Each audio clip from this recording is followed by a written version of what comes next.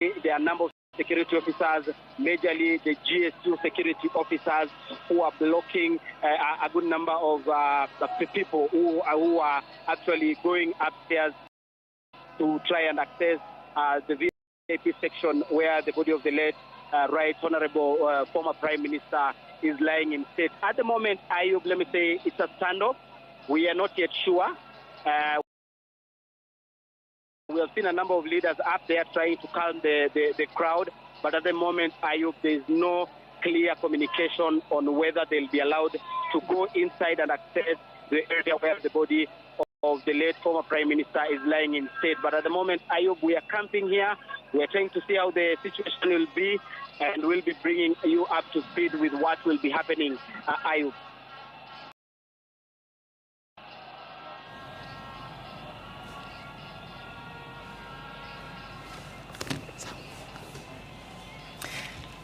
Gatete, thank you. Much appreciated for the brief assessment that be allowed to also view the body of the former Prime Minister Raila Odinga. And on your screens at the moment is the Embakasi MP, East MP Babu Owino, who is seemed to be giving some directions to a member of the security agencies. A while ago, he was in the company of his colleague lawmaker Emilio, as the supporters of the former Prime Minister and members of the public gather, awaiting when they will be allowed to see the man they had cherished for so long.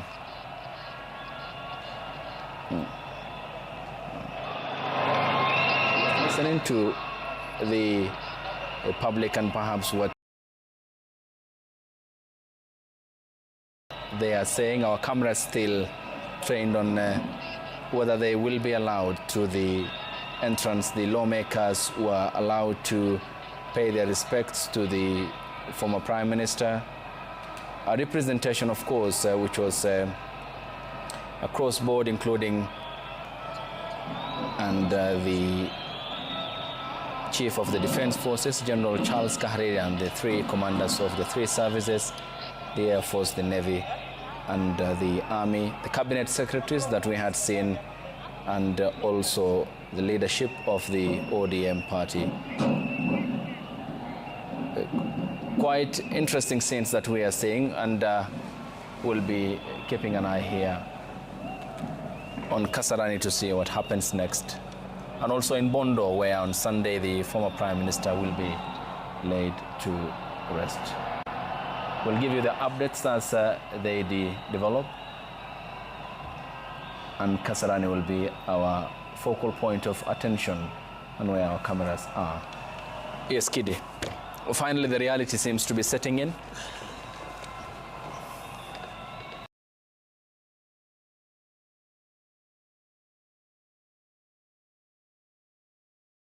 My brother Materi. Okay.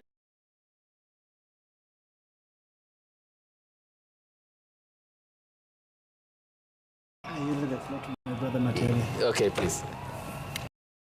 Yeah, I know it's quite difficult. A very, very difficult moment for both of us with the experience that we had with the former Prime Minister. And immediately the coffin was presented in readiness for viewing.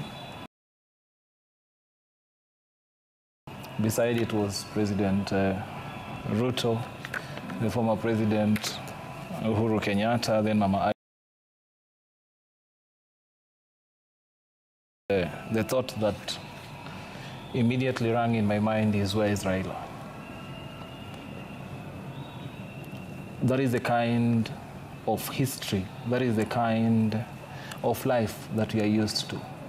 In the history of post-multi-party Kenya, from 1994 onwards, Raila has always been very consistent, very permanent, very present in all our national decisive moments, be it celebrations, be it trying times. Raila has always been there.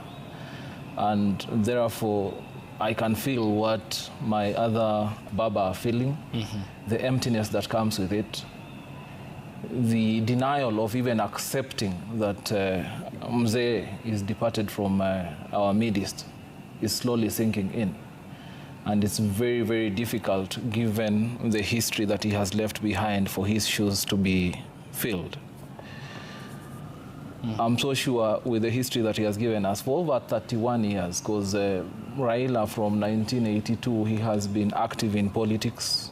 That would give him almost 40-something years, going into detention from 1982 to 1986, being released for a short time, then going back again in detention from 1989 to 1991. He comes out, he has to flee because there was a rumor that again he was to be arrested and detained again. He goes to Norway, he comes back, joins the father and the Young Turks to fight for multi-party democracy.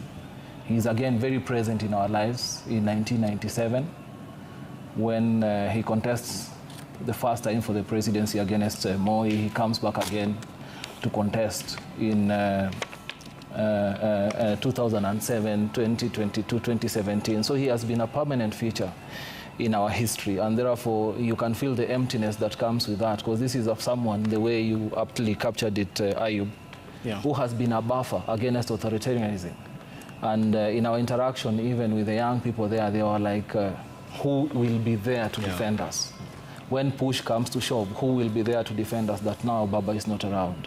So you can understand the emptiness that comes with that. You can understand the kind of sadness that it comes with that. You can understand why it is quite emotional even for us to figure out what is going to happen next. But gallantly, he has left behind sons and daughters who he has mentored, who he has trained, and who he has shown the ropes of leadership, who are able to take up the task to fill his shoes, though it is not going to be easy. And Kidi, Sir Winston Churchill once said that there are politicians who make the weather. And certainly Raila Odinga was among that list, is it? That goes without saying, because I think, again, to build up on what Winston Churchill said, William Shakespeare told us that the good men do, and I think that is in his play, Julius Caesar, that the good men do are often interred with their bones, but the bad they do usually live on long after they are dead. For Raila's case, I think the reverse will be true, because as we are seated here, as we are viewing the body of the former Prime Minister Raila Odinga, I was reflecting at what a visionary man Raila was. You realize that every major milestones we have made as a country in the area of governance had Raila's imprint on it. If you begin with the road network infrastructure, the bulk of that, the thinking that went into that happened during President Kibaki and the first phase of the implementation. And remember, for 8 of the 10 years when President Kibaki was in office, the road ministry was solidly under the belt of Raila Odinga. The first 3 years as minister himself, and when he was minister, prime minister, he appointed both Kipkalia Kones and Franklin Bett to take care of the roads docket, and they did a wonderful job.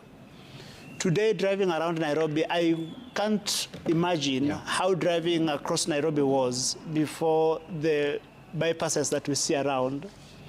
And when Raila Odinga, then as minister, was conceiving the bypass project, he received a lot of backlash from the political class. And in Raila, we see what it is to believe in something, stick to it, even when the naysayers are telling you to the contrary. Away from the infrastructure, people have given Raila credit for about the constitution and the new constitution and the reforms and progress. I certainly do not want to belabor that, but I yield the floor to her by saying that Raila is certainly a politician who lived to that adage by Winston Churchill. That he made the weather. He did, made the weather. Yeah. And Alex, then for the mentorship that he has provided for young Kenyan, some who had some who experienced that close proximity like you did, and Kidi himself, and the others, especially those who were born post-1997, what are the lessons that they now carry forward in the new Kenya that will be born, minus Raila Odinga, given his influence, his stature, and at times his word that pulled this country from the brink? Ayub, there's one erudite philosopher who said that best leaders make new leaders.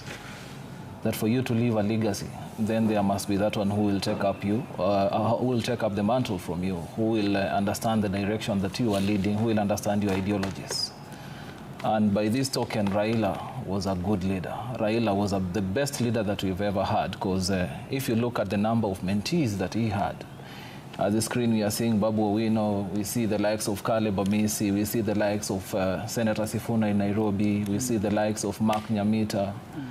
All these are products of Raila Odinga school of thought. Then those ones who are yet to make it to parliament, because he also gave us a platform to grow our leadership skills. He towers above many other national leaders in respect of how he gave the young people space.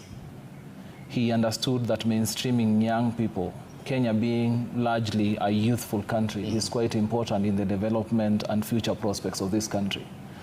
And I think the way Sifuna aptly captures it, that if it were not for Raila, then probably he wouldn't be the Secretary General of ODM. If you picture that, him inheriting the position, or rather getting the position from Anyang' Nyong'o, who is basically a contemporary, it's quite phenomenal that Raila had a lot of respect, had a lot of trust, even in the capacity of young leaders, and he provided a platform for them to grow. The second bit, Ayub, is from where I sit, if you'd want to know the character of someone, you look at his contemporaries. If you look at the Right Honorable Raila contemporaries, being Anyang' Nyong'o one of them, they actually attended the African Leadership Forum in Abeokuta in Nigeria together. They are the same people who had even gone to Singapore to meet Lim Kuan Yew. And you see the kind of perspective, the kind of vision that even Anyang' Nyong'o has been able to actualize in Kisumu. These are the contemporaries that Raila kept very close to him. And therefore, going forward, the kind of ideology that Raila has taught us, that one of social democracy, and that's why some of us are quite keen on issues that continue affecting young people, because it's only Raila who told us, again, when we were back as student leaders, that it's important for education to be affordable, that education is the only tool for transformation. If you'd want to run away from poverty, then you need to make education quite accessible to even the least privileged in our society. And therefore, those are some of the ideals that he has inculcated to us. If you look at programs like healthcare, why we are so keen on ensuring that we have a universal cover that even would ensure that even the most underserved in our society can be able to afford and access quality healthcare. These are some of the ideals that Raila has inculcated to us. Top among all those, definitely, Ayub, is the aspect of governance. If it were not for Raila Odinga, the way my colleague Kidi Mwaga has aptly captured, the issue of devolution, I really doubt if Kenya would be enjoying devolution now. Before the onset of devolution in 2010, after the promulgation of the Constitution, there were counties in this country that never had a single kilometer of tarmac road. We never had water, we never had healthcare, but because of some of these things that Raila was so passionate about,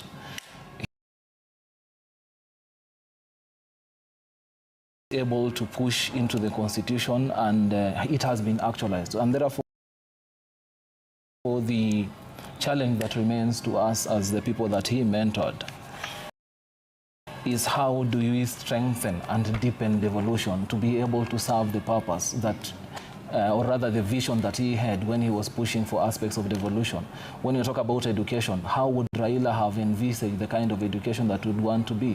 When you talk about issues of unemployment, what are the key changes that he would want effected in our constitution, or rather even in our policies, to be able to ensure that we have been able to tackle the issue of unemployment that continues to bedevil this country going forward. And Kidi, is it a dream deferred for the country that Odinga had so cherished a parliamentary system of governance, pushing for it before we had come up with what we have at the moment? And is this what then the discussion should be revolving around going forward for equity and social justice that he has advocated for and championed at the same time? I think one credit we do not give Raila enough is how he was gifted with massive intellectual brilliance. Because when Raila was advocating for parliamentary system of governance, I think there was both not only the brilliance into it and all, but also foresight. Because when you come to the question of transfer of power, pure presidentialism has got what you call inherent problems to it. That transfer of power within the presidential system has to take place in the streets. And history has demonstrated that it can be very disruptive. You know, every year we got into elections, Ayub, a year before the elections, capital takes flight to the sidelines. And a year after elections, it takes between 6 months and it takes about 6 months to 1 year after elections for that capital to come back into the center of the economy. In parliamentary system, you realize that if the country has lost faith in the prime minister, then what happened to Liz Truss happens to you. Liz Truss was in office for 45 days, but then when he was unable to earn the trust of... Oh, sorry. It's a moment of great personal and national grief. Yes, yeah. So we can mix these things. Yeah. I'm sorry. Yes, and even Boris Johnson before her. The other thing is that a parliamentary system also can promise stability. When Lee Kuan Yew had opportunity to lead Singapore, because of how he was able to earn the trust of the people, the people were able to keep him in office for quite some time. Until 1990? Yeah, until 1990, from the 60s. Yeah. And even Margaret Thatcher. Margaret Thatcher was in office for, I think, 11 years straight, in part because of how she was able to inspire confidence. And even Tony Blair after her. So I think that Raila, and again, this brings us to the question of transitions in context of programs. When one administration is replaced by another, sometimes there is a push and shove on which programs to give priority, which one to discontinue, which ones to modify. Under parliamentarism, because a leader is, if he is able to inspire the public, he is able to retain the office for long, then it means that, you know, he can be in office for long enough to, you know, implement some of the programs they have. In presidentialism, you know that after 10 years, you are done. Yeah. However good your ideas were. Thank you. Yeah. I don't know. Yeah, yes. I don't know if I can add something on that, because this is a conversation that I had also with the Right Honorable. That I remember vividly at some point I actually challenged him that he was pushing for a parliamentary system of governance and not a hybrid system of government the way finally we had. And one of the points that I remember him explaining to me is that there was a research that had been done by political scientists that had indicated that in a heterogeneous society like Kenya, where you have 42 plus ethnic communities, parliamentary systems tend to work more as opposed to a presidential system. And I think Raila, having observed and comprehended the history, the political history of this country, he actually thought that that is the solution that we are going to have. Because some of the challenges that the presidential kind of governance still brings is what we suffer today. That whenever we proceed or whenever we near an election, it becomes an ethnic census. That you'd want to know tribe X, community B, how many numbers of registered voters do they have. In terms of a parliamentary system, that is completely different. Secondly, I remember Ayub having the Prime Minister explaining quite coherently about the aspect of accountability that I think continues to belabor our bicameral parliament. That in a parliamentary system, you would have ministers sitting in that parliament. Yeah. So in terms of accountability, they are there, and you can be the members of parliament who are the representatives of the people can exercise checks and balances and can exercise that aspect of accountability as opposed to presidential systems. We have had, like in parliament, where cabinet ministers do not appear 3-4 times when they are summoned by the relevant committees. And I think Raila, with the kind of precision that he had on governance, he tended more on aspect of parliamentary system, thinking that first, in terms of representation, it really worked for Kenyans being a multi-ethnic community or rather society. Then the aspect of accountability that is very keen in the journey that Raila has traveled all along. Of anti-corruption, ensuring that there is integrity, ensuring that the taxpayers' money is used in an efficient manner to transform the lives and livelihoods of Kenyans, is put into account. And those ones who are responsible for taking care of this particular kitty are actually accountable to the people. Yeah, and Kidi, Margaret Thatcher, who you had quoted, she believed in a major principle, as put in one of the eulogies following her passing on, that she was no starry-eyed internationalist, but again her approach was rooted in simple and clear principles. Strength abroad begins with strength at home. Deterrence, not appeasement. Firmly believed that the government cannot own major companies. The need for the opening up of the economy, the private sector to flourish and create jobs so that more decent jobs can be created for the people to be taxed. And it's the same principle, is it, that Odinga had constantly believed in, but came up against a wave of opposition that at times, and in most cases, bordered on character assassinating him and his family, to which he has never filed any lawsuit in a court of law. So, I mean, his approach was largely a bird's eye view, is it? And it's going to be a void that will be missed at the party level and an asset at the national level. And I'm glad you pointed out that about Margaret Thatcher. I come from Kenya African National Union, yes, where, of course, I have the good fortune of serving the Grand Old Party. The Grand Old Party under Senator Gideon Moi, where I serve as the Secretary for Policy and Legislative Affairs. I mentioned that because KANU, like the Tory party, is a center-right political party.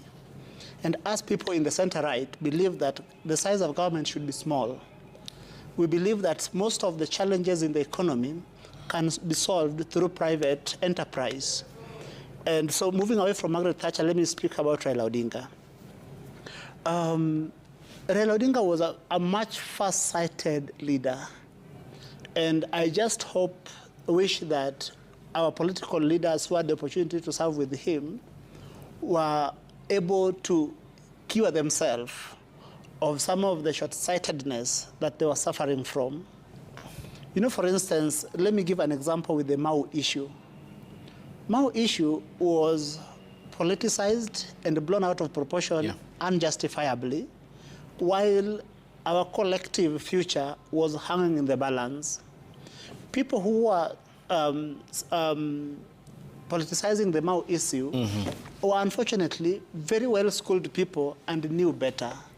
They took advantage of the ignorance of the masses and, decided to hang, Prime Minister Raila Odinga. Some of the policy interventions, and Raila Odinga was not a man given to populism and theatrics. Because, for instance, Raila Odinga helped so many people, but never spoke about it. But That was by design, because he believed that the greatest help a leader can do is to intervene in people's lives through policy, so that government has got a direct input in how the environment that people live in, that people do business in, that people go to school in, is able to, help them tackle some of these challenges. Yeah. That is the first-sighted leader we have lost, my brother Ayub. Yeah, and because he had championed for the devolved system of governance, and up until before his death, yes, had advocated for more resource allocation to the devolved units, yes, and which in hindsight we'll be talking about, because that would otherwise diffuse the tension and takes attention away from the national politics. And this is a message of condolence from Kevin Osido, who is the executive director at the County Governance Watch, and he says, Right Honorable Raila Odinga was more than a politician. He was a teacher of courage, a symbol of endurance, and a living testimony that conviction can outlast circumstance. He taught us that democracy is not a gift but a duty, that peace is not weakness but wisdom, that leadership is not about power but purpose. True. Many called him Baba, and rightly so, for he fathered the movement, nurtured a generation, and gave his life to the dream of a better Kenya. Even when victory seemed distant, he never gave up. Even when the path was lonely, he kept walking. His story reminds us that real greatness is not measured by titles held, but by lives touched and the truths that were defended. Raila Odinga will be remembered as the man who dared, the patriot who endured, and the father of democracy and devolution in our land. Rest well, Mzee. Your voice may fall silent, but your vision will keep speaking through the generation you inspired. That's Kevin Osido, the executive director at the County Governance Watch. And given that, Alex, we have to live with this problem, that is the consequences that accompany presidential elections that are costly, and beyond that, consequential, given the uncertainty that engulfs the country in the aftermath of every electoral cycle.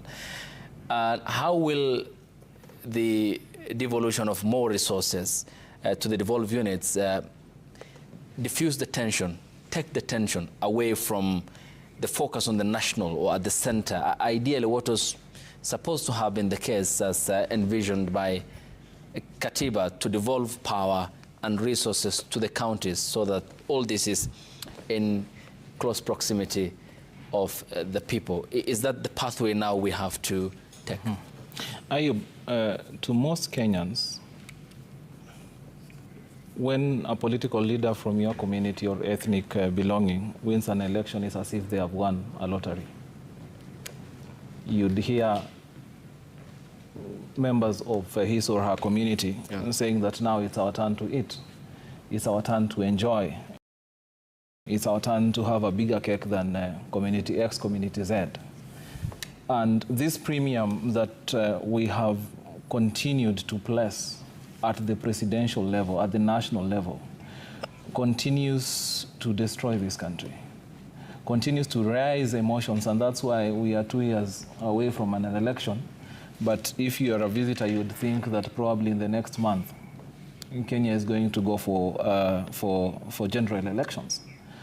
And I think in the foresight that Baba had, that's why he came up with devolution. And if you look at the Azimio manifesto, it was quite explicit on the recommendations that we had for devolution, that we were going to raise it from 15% to actually 30%, ensure that that shared revenue, not more than 70% is going to remain in Nairobi.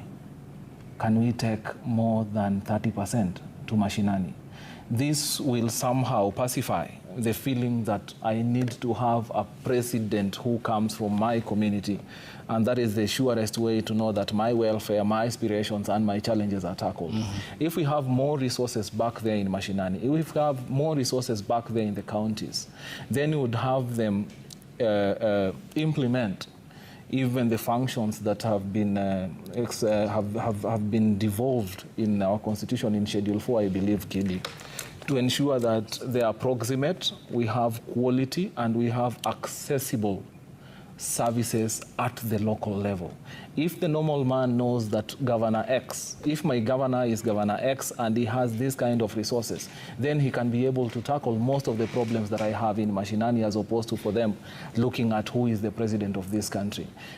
I believe, from where I sit, that this is part of the vision that Raila had, and until even he signed off, he continued advocating for devolution, saying that we need to have more resources in devolution, that even the national government does not, should not actually continue ignoring or assuming that certain functions are a privilege of the national government. But if the Constitution says in Schedule 4 that a function like health should be devolved, then health fully should be devolved. We leave only the national government with the policy aspect.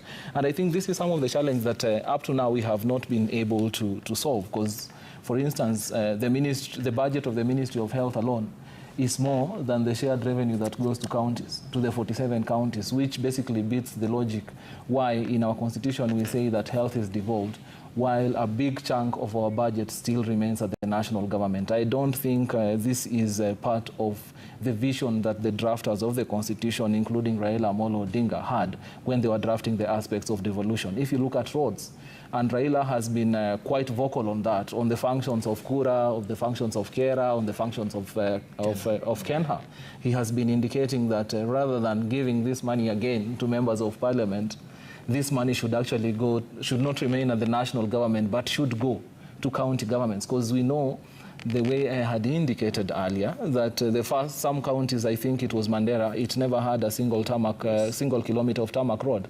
The only tarmac road that they knew the first time post-2010 actually came as a result of devolution. So you can see the kind of hindsight and the kind of insight he also had when he was pushing for such aspects as devolution. And he knew very well that if we have resources, if county governments have enough resources, then they can be able to provide quality services that are proximate and accessible to majority of Kenyans. Remember that at the national level in Nairobi, Nairobi is basically a population of about 4 to 5 million. Yes. In a country of about 56 million. So you have about 51 million of Kenyans out of Nairobi. And basically, if you extrapolate it further to urban centers, you'd realize that majority of our population are actually in rural areas. So for us to ensure that we have taken advantage of even the enormous potential that Kenya has, devolution has to work. And I think that is a challenge that Mzee Raila Amolo Odinga left for us, that we, as his mentees, have to fight for devolution, have to ensure that there are more resources, but also ensure that once these resources go to county governments, the aspect of accountability is key. Yeah, and he was keenly very fastidious in preparation for debates at the National Assembly, and espoused that throughout his political career.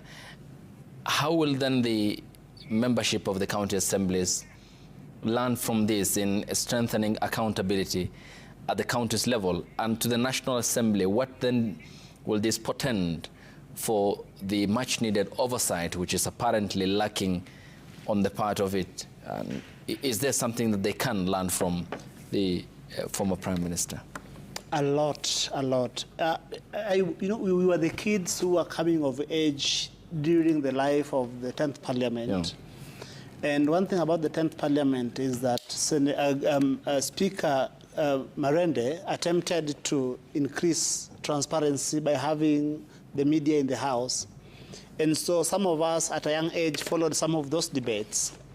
And on Wednesday, there was the Prime Minister's question time. And the Prime Minister would respond to an array of issues across government.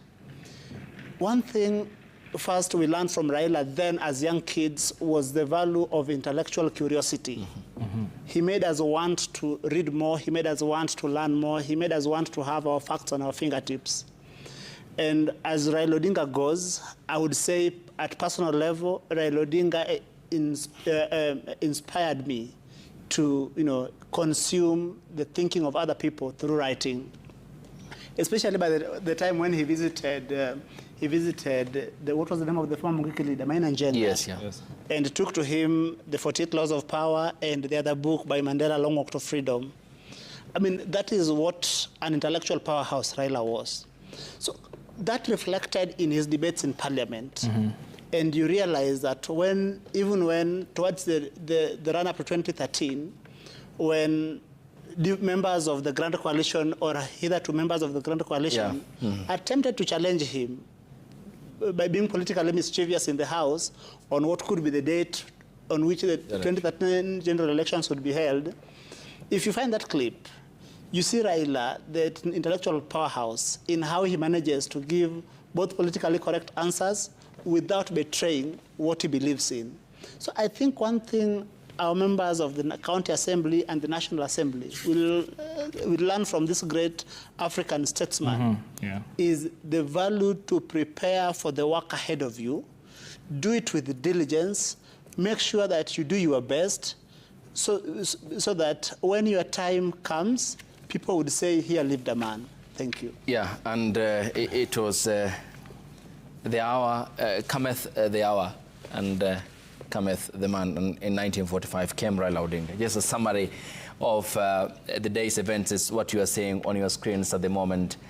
The live pictures of the Kenyan delegation who touched down this morning early in India, and they were received by Winnie Odinga and the other members of the Odinga family who are there to bring back the body of the former Prime Minister. That included the delegation which was headed by the Prime Cabinet Secretary and also made up by others, including the Nairobi County Governor, Johnson Sakaja, CS Ali Hassan Joho, and the other leaders who are airborne for cumulatively about 17 hours before they jetted back to Kenya with the aircraft that had carried the body of the former Prime Minister. This was the prayer session that was led by Migori County Senator Eddie Okech in India before the body was taken into the aircraft that had ferried it back home from India this morning and landed at the Jomo Kenyatta International Airport, which had kicked off a series of events at the JKIS. You had witnessed when thousands had gathered at the airport, breaching the lines and also trying to reach out for the casket that had the body of the former Prime Minister.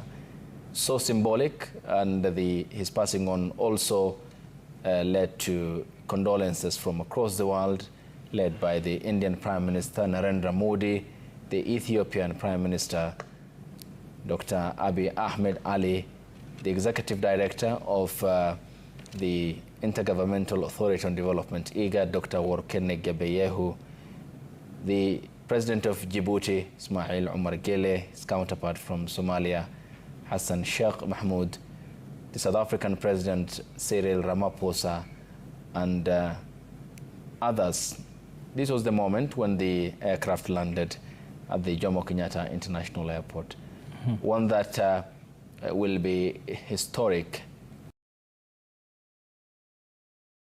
given the timelines that were there to be met by the delegation, which was dispatched yesterday by the head of state and took off from the JKIA 5 minutes before 7 p.m.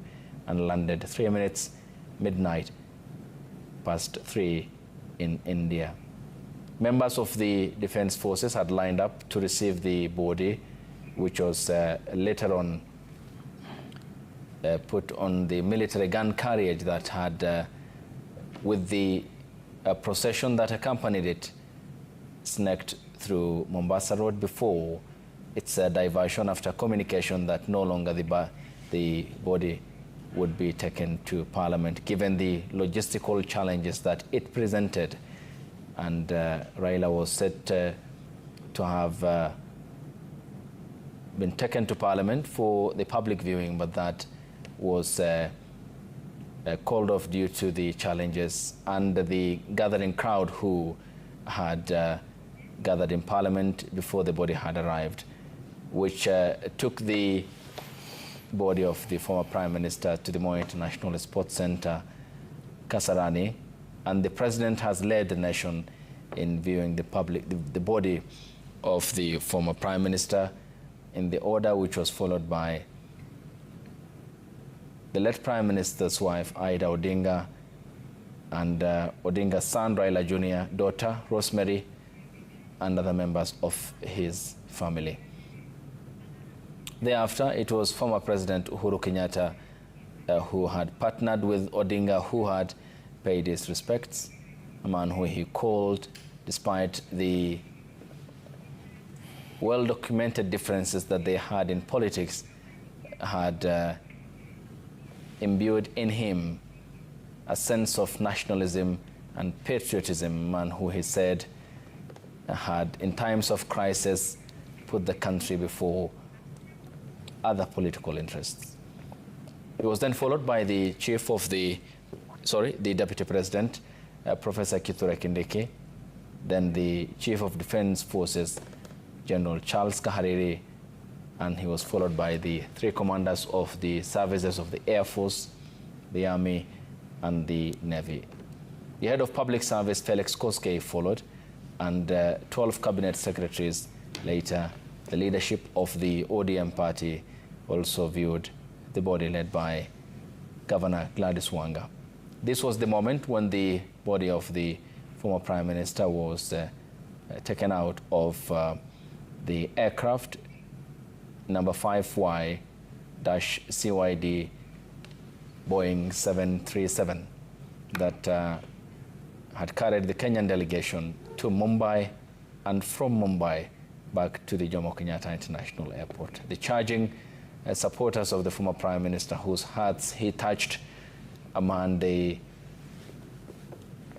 had held in high esteem, regard, love, compassion, and who they had seen as a champion for the rights that today they enjoy, of course, alongside other Kenyans who had taken to the streets to demand for it.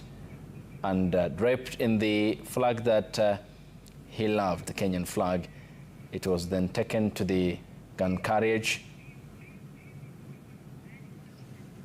Again, for the procession before, it had taken to Mombasa Road.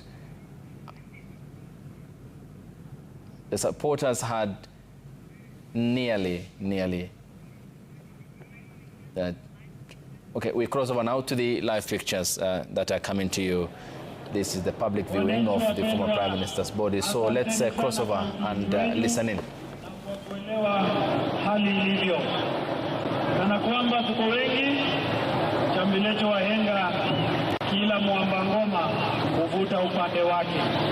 Basi wewe kuvuta upande wako ni kuwa kutoa heshima zako za mwisho, afisa wa usalama kuvuta upande wao kuhakikisha usalama, waandishi wa habari na wapiga picha rasmi kuvuta upande wao ni kupiga picha rasmi hizo. Wakumbushe tu kwamba ikiwa tutafanya halahala tunavyofanya, kila mmoja atapata nafasi yake mwafaka bila bugdha, kila mmoja. Kwa hivyo nakuomba fuata tu ratiba kama ilivyopangwa, na kila mmoja atapata nafasi yake. Asante sana wananchi wapendwa. Ama kweli dunia nzima imeshuhudia upendo mkubwa mlionao, heshima na uzalendo mkubwa. Niwape kongole hata kwa kukaa hadi wakati huu. Tangia mida ya saa 1 asubuhi ulikuwa mshakongamana katika uwanja wa ndege wa Jomo Kenyatta. Ama kweli ni upendo mkubwa, na kwa upendo huo tupeane nafasi tusonge kwa hali ya ustaarabu. Vile nikukumbushe tu, simu yako ya rununu sio kwa ubaya, ila usiitumie kwa kupiga picha, haswa bila zake. Nikiangalia kronomita yangu nikana kwamba kwa dakika zisizo nyingi zijazo inaonekana kana kwamba foleni hii itakuwa inaelekea kuisha ikiwa tutaendelea na hali ilivyo.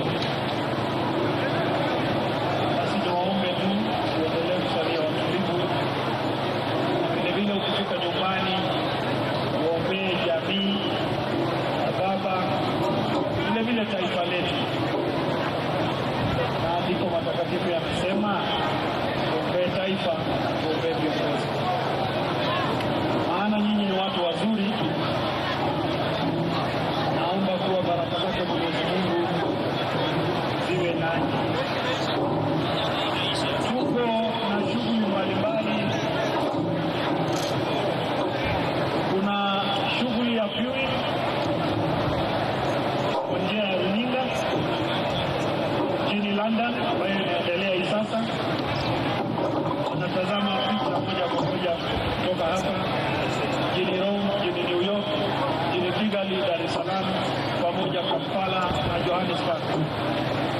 Kwa hivyo nidhamu yetu hapa ni kitu ya muhimu sana. Na nikiombe unapomaliza nafasi vile vile ya kuelekea nyumbani, kupumzika na kesho uende katika uwanja wa Nyayo kwa shughuli ya misa rasmi.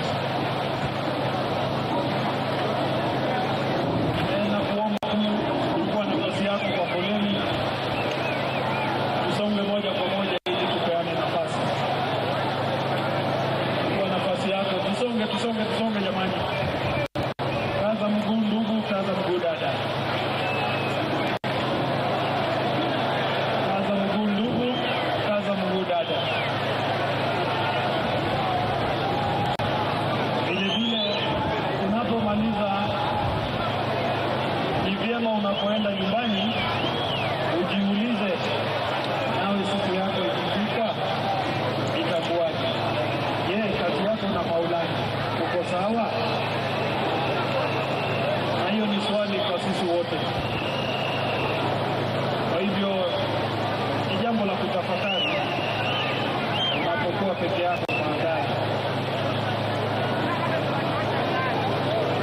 Aliuliza rais mwanzilishi wa Marekani Abraham Lincoln, usiulize taifa lako limekufanyia nini, jiulize unaifanyia taifa lako nini.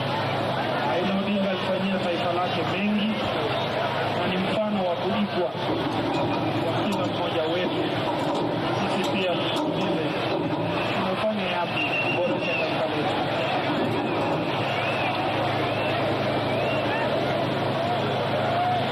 Mulio pembeni, muda si moja nafasi yenu itafika.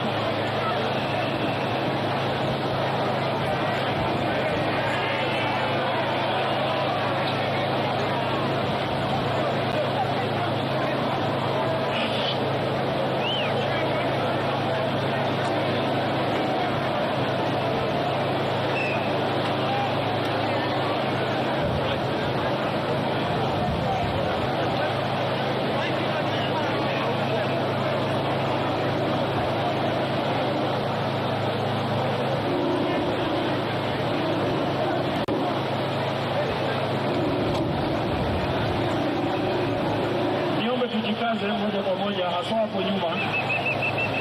Hapo nyuma kuna msongamano kidogo, ndio hapa mbele iweze kuenda vile vile.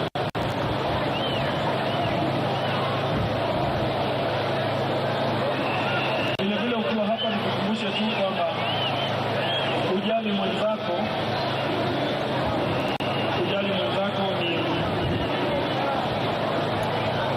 utie macho kwa mali yako na sio kwa mwenzako.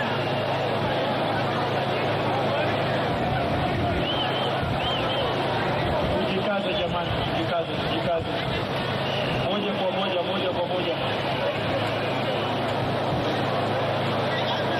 Tujikaze moja kwa moja. Asanteni wananchi wapendwa. Ama kweli mnaonyesha mfano mwema wa kuigwa. Asante sana wananchi wapendwa kwa upendo huu uliouonyesha wa ajabu. Ama kweli matendo ya mtu yanamfuata.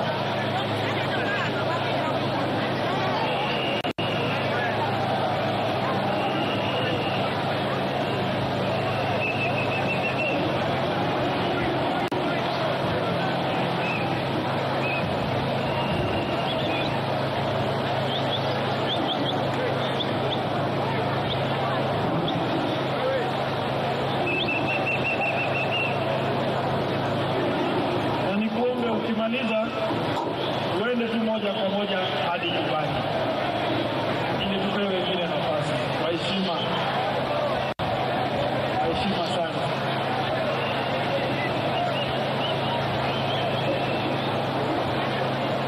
Tukimbie vijana tusonge, peana nafasi.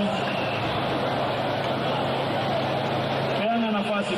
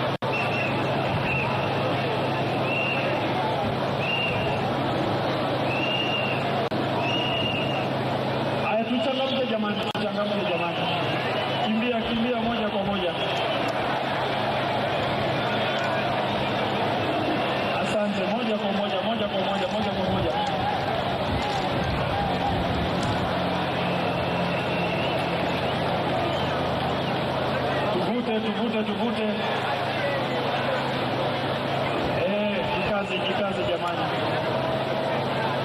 ili tushughulikie kila mmoja.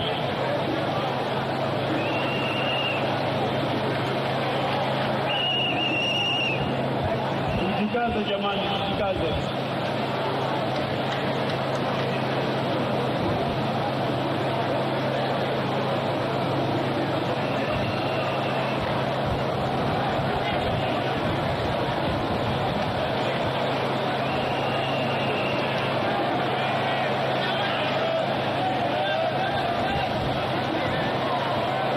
Pole tu, nafasi yako iko. Usichoke, usichoke.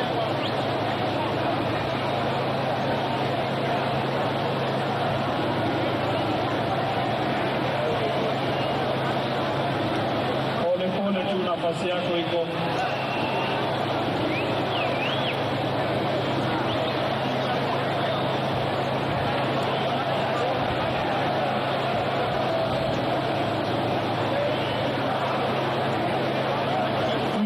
Tujikaze jamani, na ukishapita unapea wenzako nafasi. Kwa unyenyekevu tunaomba. Ninyi ni wananchi wapendwa.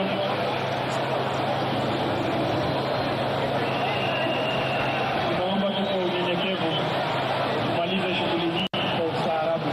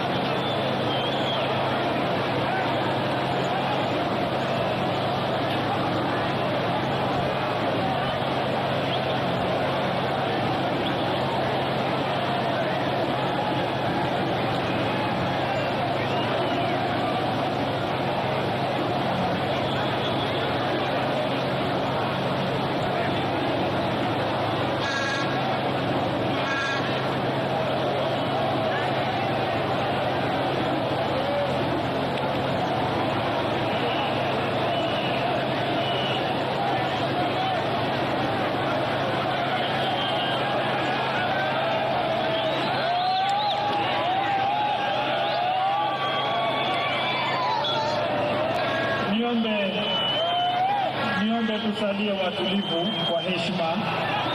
Kila mmoja atapata nafasi yake. Usiwe na hofu. Na wale mnafanya shughuli hii moja kwa moja, ukipita unakaza mwendo ili wenzako nao wapate nafasi. Ni rahisi hivyo. Jamani, unakaza mwendo ili tuweze kushughulikia kila mmoja. Tujikaze jamani. Asanteni sana, asanteni sana. Mwendo ndio huo, itatufaa sote. Tuendelee moja kwa moja. Tuendelee moja kwa moja.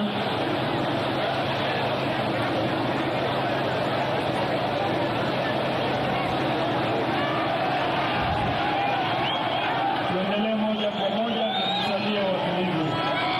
Asante sana. Na tusisukumane jamani, kuna nafasi ya kutosha. Kila mmoja utapata nafasi yake. Naomba tuwe tulivu na tusisukumane. Kwa hivyo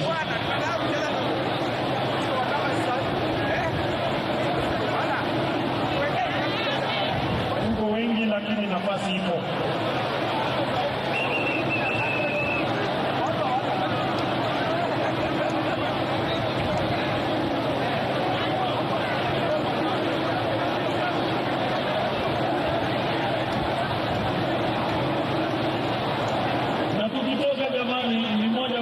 Mpaka nje. Usizunguke mara ya pili kwa heshima.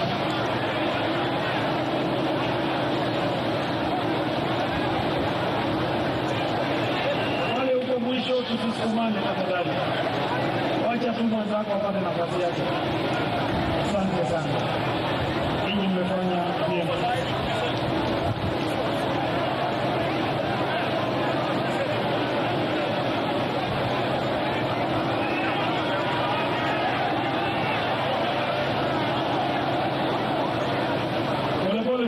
Pole tu ndugu.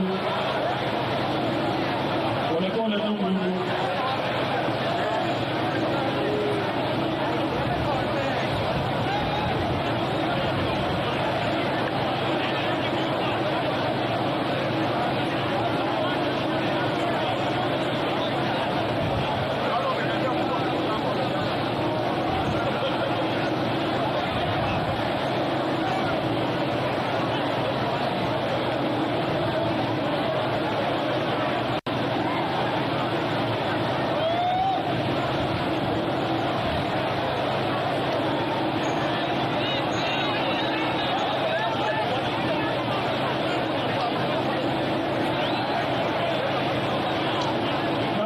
Kaza mwendo nani? Asante.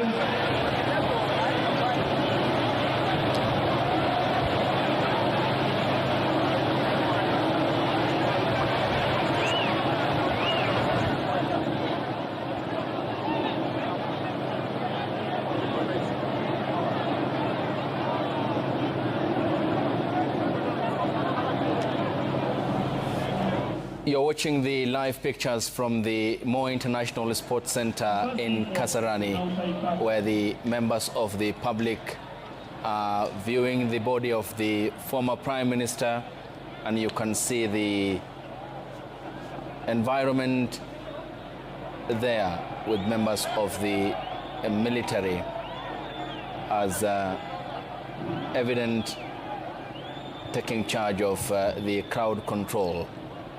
This has been long in the making after the viewing was done by the president, who led the family members of the former Prime Minister, and the former Prime Minister Uhuru Kenyatta, the former President Uhuru Kenyatta, the Deputy President Professor Kithure Kindiki, the Chief of the Defense Forces General Charles Kahariri, and the three commanders of the services, the Air Force, the Navy, and the Army. And this will, by the look of things, as you can see, the surging crowd continue.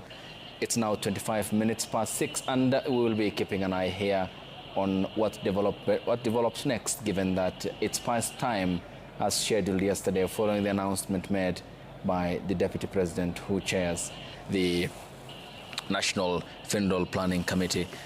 We now cross over to Bondo in Siaya County, where the former Prime Minister will be laid to rest, and Sam Gituku has an update on where the burial site will be and the final rites for the former Prime Minister in Bondo, Siaya County. Sam.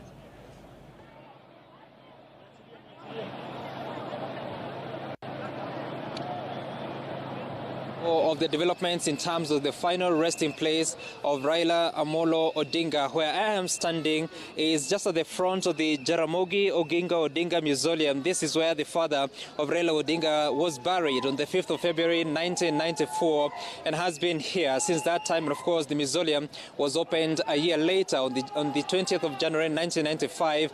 But now the most important thing is that we now know that Raila Odinga will be buried just next to the mausoleum on the right-hand side of his father, and I just wanted to show you that spot because it was the site of Oburu Odinga, of course, leading the delegate.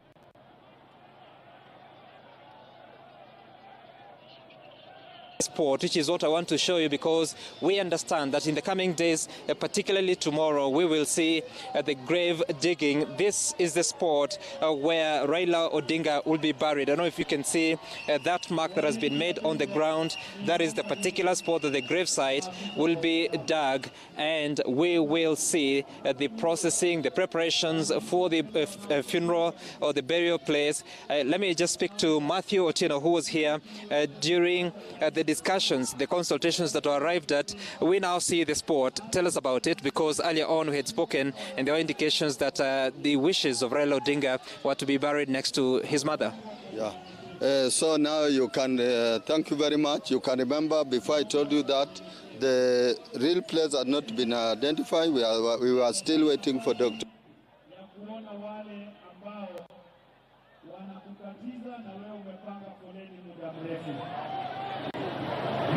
Hiyo ni ombi kutoka maafisa wa usalama.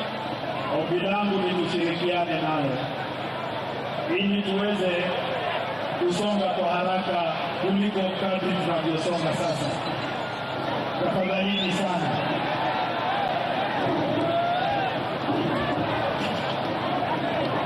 Na hapa nyuma yangu tayari naona agizo hilo wameishughulikia. Wewe hapo usirushie mwenzako chupa, tafadhali. Hiyo ni makosa. Usije tukaharibu shughuli ambayo inaendelea vizuri. Jamani, sisi wote tuko na majonzi na sio nidhamu. Wewe mtu mmoja unachukua chupa unarusha katikati ya watu. Hiyo haitaruhusiwa. Hiyo haitaruhusiwa.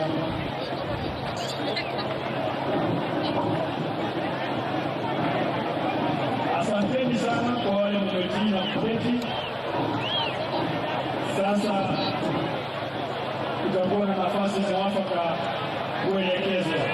Tujikaze jamani, kila mmoja apate nafasi, usibaki. Asante.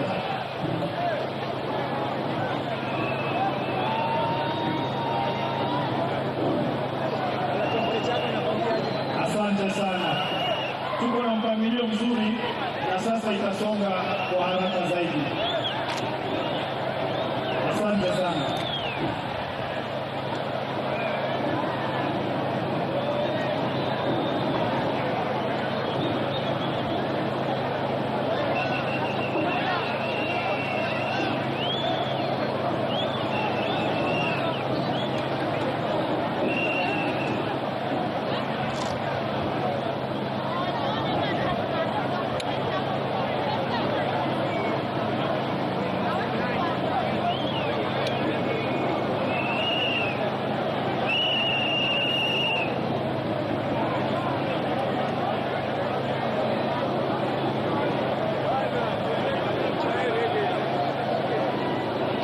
Tuendelee kujikaza moja kwa moja, tuendelee kujikaza.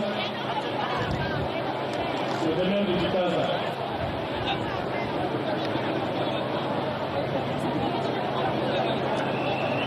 Foleni naona inasonga kusonga.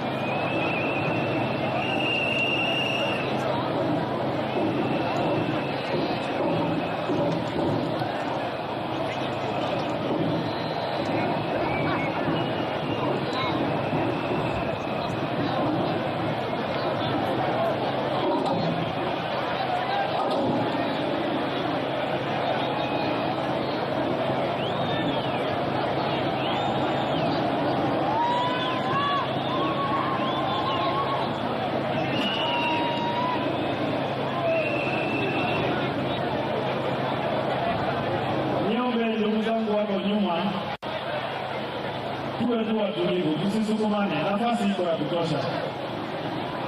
Tuko na mpangilio mzuri. Tujaribu tuwe watulivu. Kila mmoja ako na nafasi. Kila mmoja. Kila mmoja.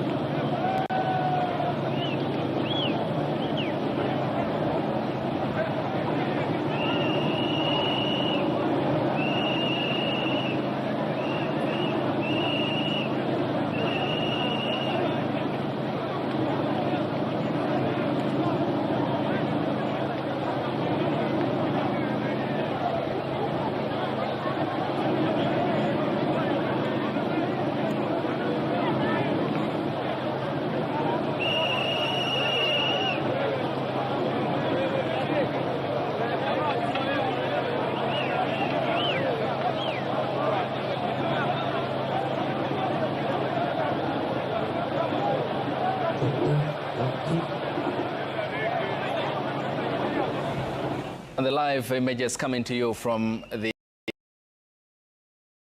Kasarani Stadium, where the members of the public continue to view the body of the former Prime Minister Raila Odinga. Of course, this is an occasion that is tightly guarded by the Kenya Defence Forces following the proclamation yesterday that was issued by the President and the state funeral status that was accorded the former Prime Minister. A fitting salute to a career that the former Prime Minister had traded across the political arena.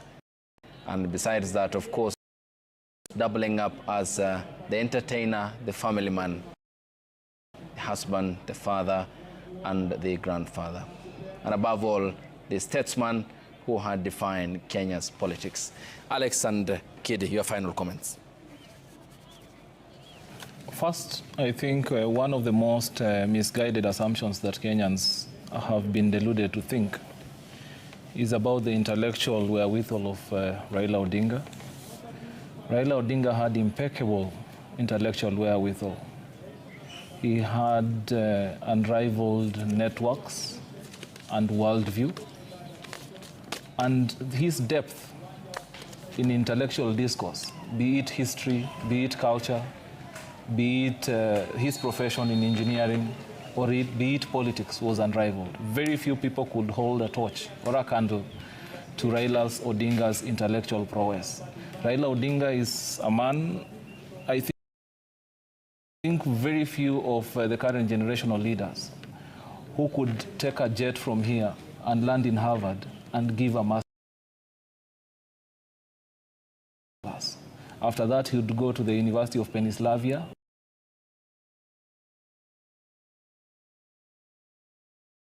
do another one. After that, he would go to another university in California, also do another one. The time that Raila was not in this country for about 3 months, I believe when he came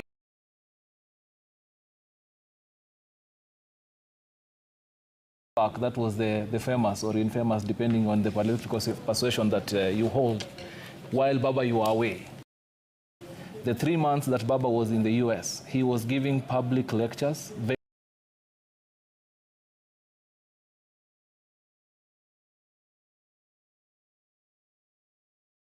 very deep in Ivy League universities across America. And this is one of the most learned, the most intellectually capable leaders that this country has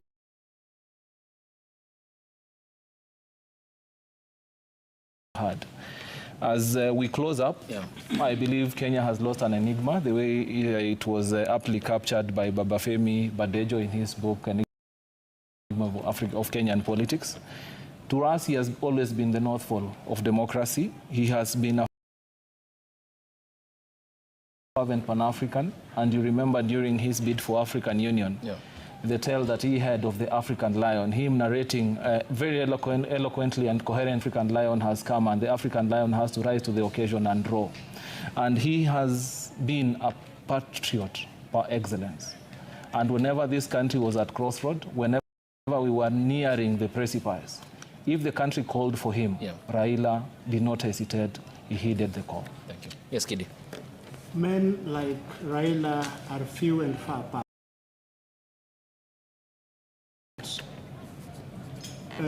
If Abraham Lincoln was the North Pole, as my brother Matera puts it, of the 18th century, of the 19th century, and Nyerere was the North Pole of the 20th century, Raila is the North Pole of the 21st century.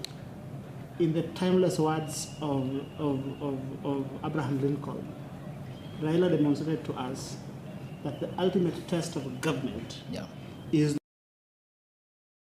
not that we add much to those who have so much, but that we are able to provide to those who have too little. He demonstrated that during the Kenya Slum Upgrading Program. He demonstrated that by supporting the new constitution. He demonstrated that by constantly making sure that government was on the side of the people. Thank you very much. Appreciated, gentlemen, much appreciated. Young voices who had, of course, benefited from the immense wealth of the former Prime Minister, not in material terms, but of course, the politics and the status of governance. Much appreciated for your presence and your company here. Thank you. Thank you for generosity, but we must say that we are glad that a brilliant journalist like you is around to honor him. Asante sana. Thank you so much. Much appreciated. Of course, and we will continue to honor the former Prime Minister, Raila Odinga. The live pictures coming to you still from the Moi International Sports Center in Kasarani, and the ongoing public viewing of the body of the former Prime Minister. Fastidious in debate and a man who has defined the Kenyan democracy, statesmanship, and who has demonstrated the Kenyan democracy in a way that he only could, amassing all that influence and with considerable ease winning over people, as demonstrated today by who came out to receive him at the Jomo Kenyatta International Airport, and thereafter were part of the procession that escorted the body of the former premier, a man who they had considered as the ballast that allowed the ship of Kenya to sail during the murky times in multipartism from the 1990s up until Katiba 2010. May the former Prime Minister rest in eternal peace, and this special coverage continues with my colleague Mashirima Kapombe. Nataka nikukumbushe tuko na usalama wa kutosha, na ningekuomba tu ukiwa hapa tafadhali, ukiwa hapa jali mwenzako, na kama foleni imepangwa weka upande moja, usitoke foleni nyingine ukiingia nyingine, na tukimaliza ni moja kwa moja hadi nyumbani, ili na sisi vile vile tuweze kupata nafasi ya kurudi kesho na kuendelea na shughuli hizi nzima. Asante sana wananchi wapendwa, asanteni kwa mapenzi haya, ni makubwa, ni makubwa, ni makubwa. Asanteni wananchi wapendwa, mumeonyesha dunia nzima ustaarabu wetu kama Wakenya.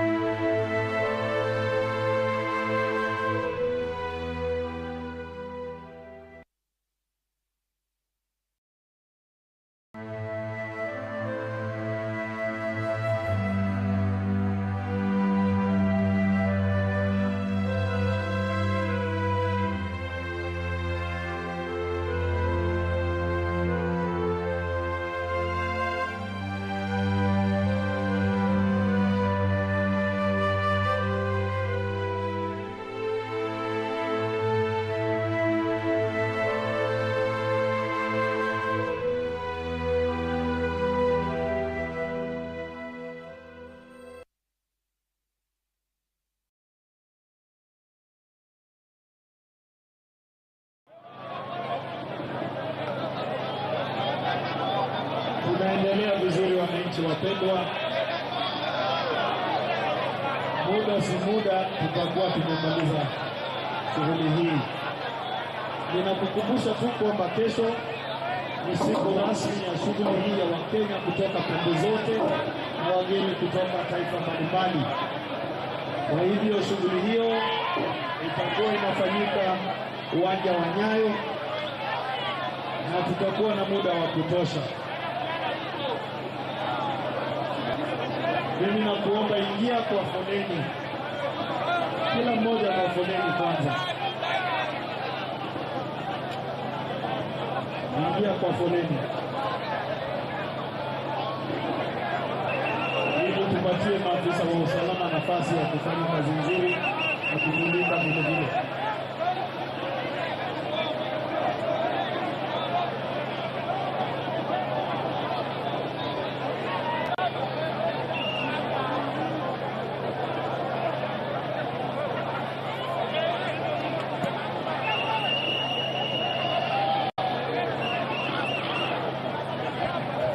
Tuendelea kusonga kwa laini hiyo, inasonga vizuri kwa haraka na huo ndio mwendo.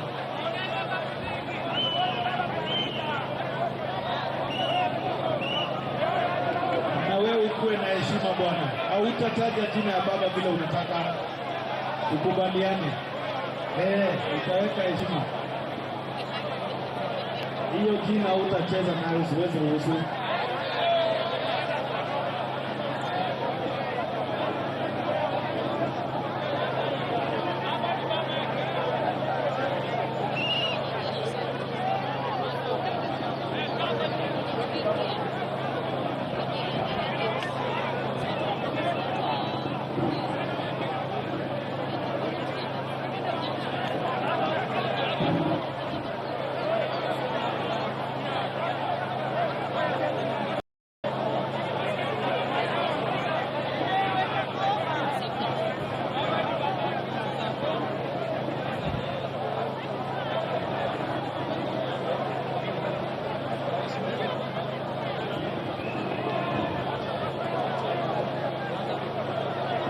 Tuendelee kusonga kwa haraka. Asante wananchi wapendwa.